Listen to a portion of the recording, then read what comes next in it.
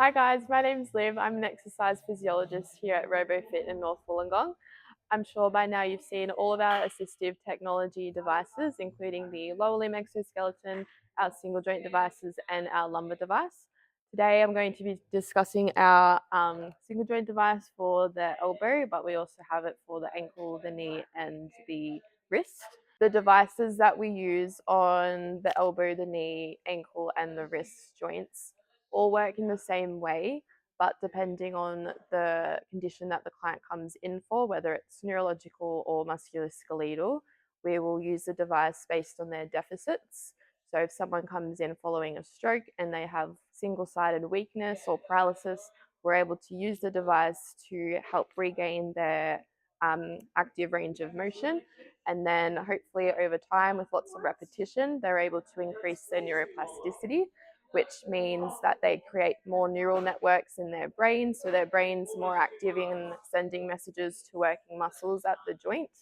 And then from there, they're able to take this movement home with them and make it functional in their everyday life.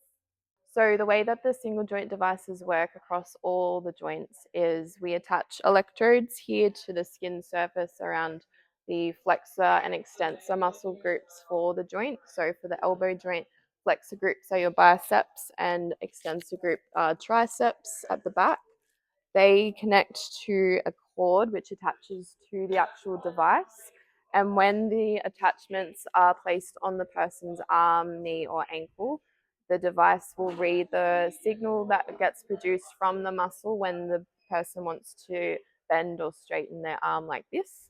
And then, based on the amount of assistance that we provide to the device will read how much signal is coming from the person's muscle when it contracts, and then it will read that muscle signal and amplify it in a way that helps enhance the movement. So with enough time and repetition, the more movement that we're able to achieve in the joint means the more active mobility the joint will receive, as well as more function for the muscle groups that we're targeting. So all of the devices have the motor unit and have attachments on either side. So the motor unit sits nicely on the joint, whether it's the elbow, the knee, or the ankle, with the lights that you can see on the device. When the light is blue, that means that I'm relaxed and there's no muscle activity happening because I'm not contracting my muscles. If I go to bend my elbow, it comes up in a nice bright red light, which means my flexor muscle groups are working, so my biceps in this case. And then when I extend my arm into a nice straight arm, it'll go green, which means I'm using my extensor groups. In this case, it's my triceps. So while the client is using the device in a session, the clinician will keep an eye on what colors are firing based on the muscle groups that are firing with each movement. So when we bend and straighten the joint, we also keep an eye on the bioelectric signals from the muscle groups on the phone or iPad that we have attached. And that just gives us an idea of how much signal that we're getting from the client, what muscle groups are working with each movement, and if we're meant to see certain muscle groups fire depending on the movement. So referring to bioelectric signals, which I mentioned earlier, when we go to move our arm, when we bend it, we will see the muscle signals that are produced from the electrodes on the skin, which show us that we're bending our elbow. And then the same for when we straighten our elbow, from more electrodes at the back of the arm, which show us that we are straightening our arm using those muscle groups at the back. For someone that's a bit weaker, they might be able to come to here, which is about half of that range, which means that the muscle signal from the muscles bending the arm aren't as strong.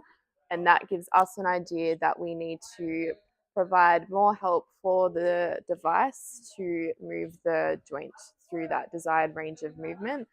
And then over time, the more practice that the client has with performing that range of movement through the assist of the device, the more they should be able to produce that movement without the device on. So as I mentioned before, we target the devices for people with neurological and musculoskeletal conditions.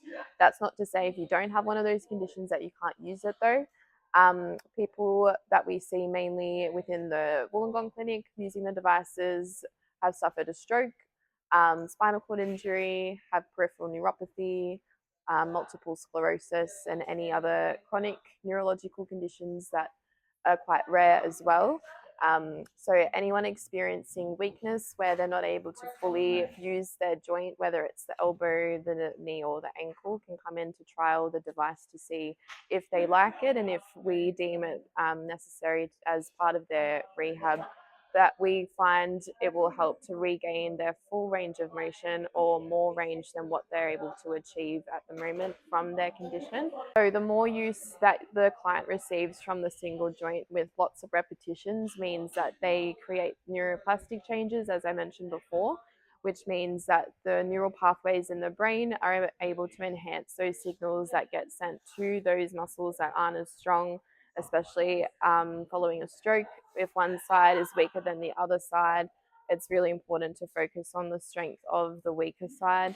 And that means that once that joint is able to regain some range of motion, hopefully to its full extent, they're able to utilize their joint better at home, which means they're able to perform activities of daily living better. They can return to walking, they can return to driving, cooking and cleaning, and all those sorts of things that are important to them, which means that they rely less on others, they have less care in their home and out in the community, and gives them a greater sense of independence.